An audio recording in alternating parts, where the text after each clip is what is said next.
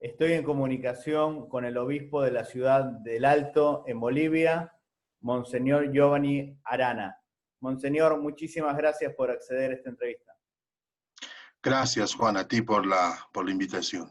Excelencia, usted asume este nombramiento como obispo de la ciudad del Alto luego del reciente fallecimiento de su excelencia Monseñor Eugenio Scarpellini. ¿Qué nos puede decir de su predecesor en el cargo?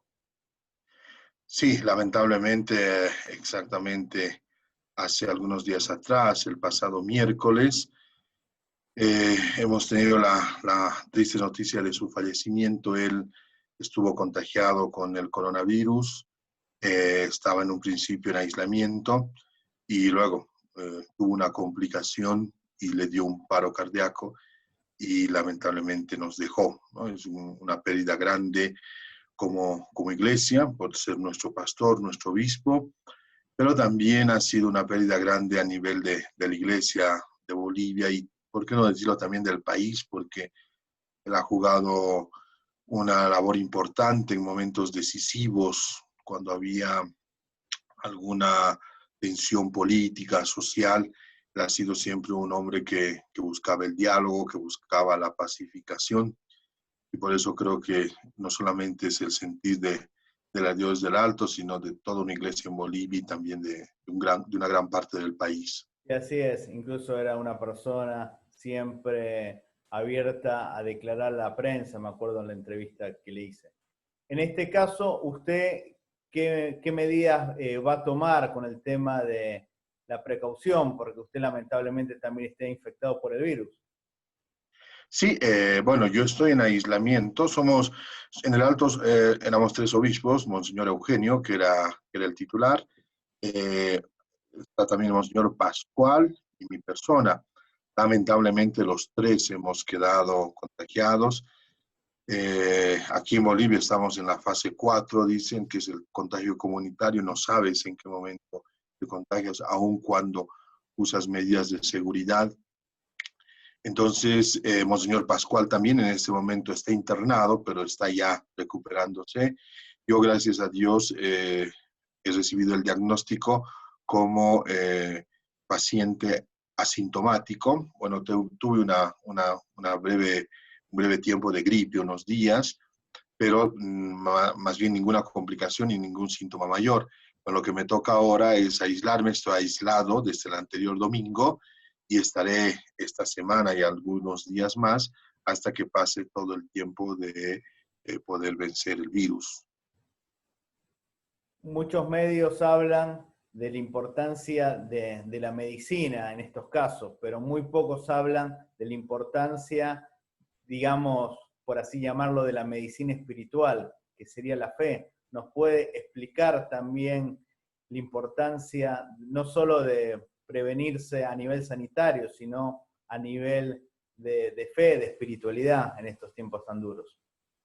Claro, yo creo que eso es cierto porque el ánimo con el cual tú enfrentas la enfermedad desde una visión cristiana, de una antropología cristiana, sabemos que la enfermedad no solamente afecta, diríamos así, la parte física de nuestro ser, sino también la parte anímica. Yes. Entonces, en ese sentido, para nosotros es importante. En la iglesia tenemos un sacramento que es el sacramento de la unción de enfermos, que no es el sacramento final antes de morir, sino justamente diríamos así, una ayuda para que también espiritualmente podamos ayudar. Lamentablemente, por la situación y las características de la pandemia que estamos pasando, incluso este sacramento ha sido, diríamos, ha cambiado un poco porque siempre está el cuidado, el contacto con el enfermo, etcétera, ¿no? Sin embargo, creo que ya desde comienzos de la cuarentena, nosotros en Bolivia estamos desde más o menos la veintena de marzo en cuarentena, han sido grandes las expresiones de oración, de oraciones comunitarias que se hacían en las parroquias, es decir, con la gente de la parroquia, desde los hogares, rezos de rosario, transmisiones de Eucaristía, etc. Y creo que es un ámbito importante porque de verdad que te ayuda bastante. Yo he tenido la experiencia lamentable estos días, tú lo decías, de haber perdido a un amigo, a un hermano, Monseñor Eugenio, y de verdad que el duelo que tú tienes que pasar por haber perdido una persona sin todas las ceremonias y ritos, que al fin y al cabo no solamente son ritos en torno a la muerte, es diferente, ¿no? Nosotros, yo no vi el cuerpo de Monseñor, muchos no lo han visto, casi que el cuerpo queda secuestrado por la funeraria, no puedes hacer el habitual velorio que se hace, el habitual entierro, etc. Sí, es Entonces, cremado, creo que, según el protocolo. claro, sí, sí, sí. Entonces, todo esto también afecta, ¿no? Y evidentemente mucha gente que está perdiendo personas por esta enfermedad, seguramente también están pasando esta experiencia, ¿no? Entonces, creo que la dimensión espiritual es algo que no debemos descuidar en este tiempo. Creo que una de las cosas, si hablamos, si se puede decir en estos términos positivas que nos ha traído la pandemia, es que nos ha hecho volver la mirada a Dios, ¿no? Nos ha hecho poner frente a Dios como aquellas personas necesitadas de Él. Creo que la experiencia que hemos vivido nos ha bajado de este pedestal que a veces nos poníamos como dueños de la creación, dueños de las cosas. Creo que eso también, repito, si se ve, entre comillas, la parte positiva de esta experiencia, es que ha significado mayor acercamiento a Dios, ¿no? Y el desafío para la iglesia será justamente responder a este hambre de Dios, a esta actitud de volver a lo espiritual de tanta gente después que pase la pandemia. ¿Cómo se puede entender que en este momento donde hay tanta enfermedad, tantas muertes, siempre hay grupos que agitan la legalización del aborto, la muerte de un niño por nacer, que esto es condenable, es un pecado? ¿Cómo se puede explicar que el ser humano no recapacitó la importancia que tiene la vida y fomentan este tipo de prácticas? Claro, evidentemente el cambio, la conversión no va a ser no va a ser una cosa mágica. Creo que como humanidad hemos tenido también grandes desastres que hemos vivido, no olvidemos las guerras mundiales que hemos sufrido, no olvidemos los acontecimientos de tensión que viven algunas regiones todavía aún con el tema de guerras, etcétera, y cuesta que todos entremos en esta dinámica del cambio, ¿no? Y creo que eso pasa sobre todo porque todavía hay en el mundo personas que solo piensan en sí mismas, ¿no? Es decir, en ideologías que le benefician a uno personalmente y no en actitudes y estilos de vida en bien del otro, ¿no? Entonces, obviamente, cuando tú piensas solo en ti, no te va a importar la otra persona y ni siquiera la vida de la otra persona.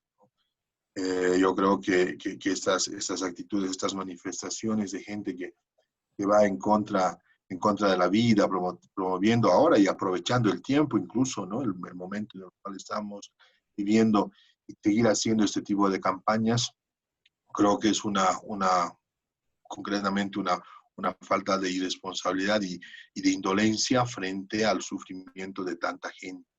Y creo que, repito, esto se fundamenta especialmente en el egoísmo que hay en el hombre y que, bueno, después esto por otro tipo de intereses también son aprovechados por otros y buscan tener buenos réditos en las consignas y en las propuestas que van lanzando.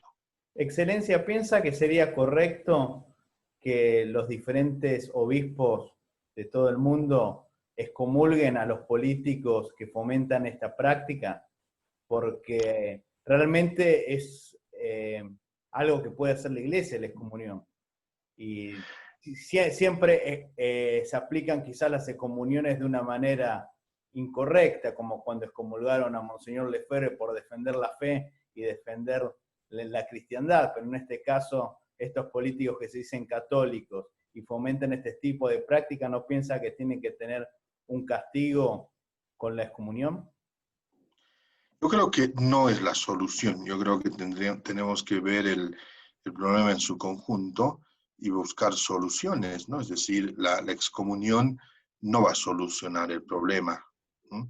Es decir, ¿por qué? Porque la excomunión es diríamos así, una práctica que encuentra más sentido dentro de la iglesia cuando tú eres una persona de fe y lógicamente si eres una persona de fe vas a respetar la vida.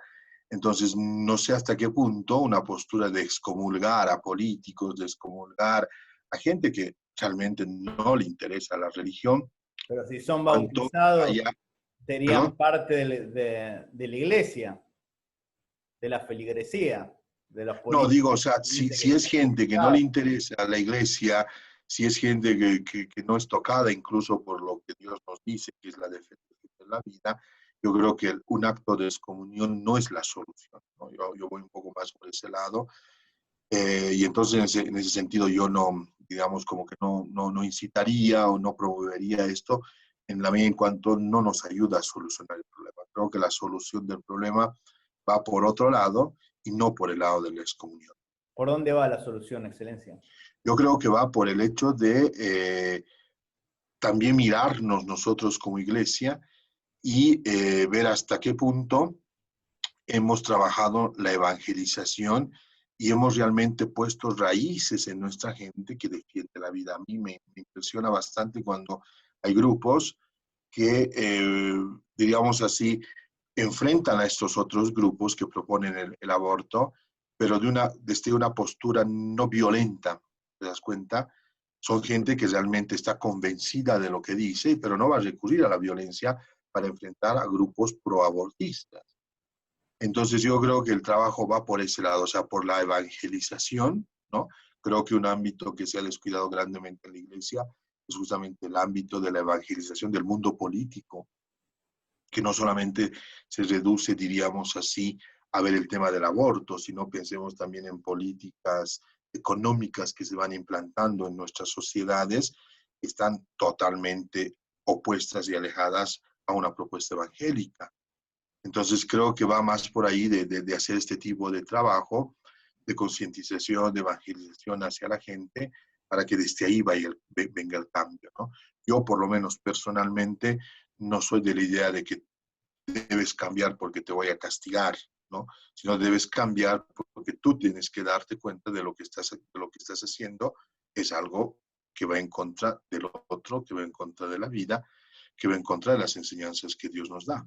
Excelencia, ¿cómo se puede hacer para fomentar, concientizar a los católicos, a las personas de valores que se metan en política?